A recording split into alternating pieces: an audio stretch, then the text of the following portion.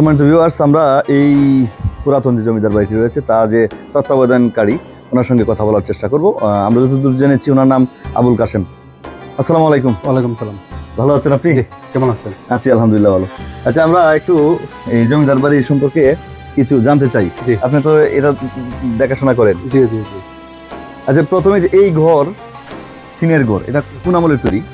মানে কখন তৈরি করা হয়েছিল? কাঠের ঘর ছিল আর কি, কাঠ এবং টিন।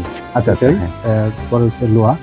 এটা সামনে যে একটা বিল্ডিং দেখতে পাচ্ছেন, এটা সামনে বিল্ডিংটা অতি প্রথম যে মহেন্দ্র রায় চৌধুরী, উনি তাকে নিয়ে উনি ছিলেন জ্ঞানাদা সুন্দরী। তখন ভূমিকম্প হয়েছিল, পরে রানী একটু ভয় পাইছে, ভয় পাওয়ার পর বলতেছে আমি তো ওই ঘরে থাকবো না। জি। তখন জমিদারে এই যে কাঠ দিয়া, হ্যাঁ, এই টিন দিয়া লোহা দিয়া পরে ঘর উঠাইছে। ভিতরে একটা দুতলা আছে। আচ্ছা,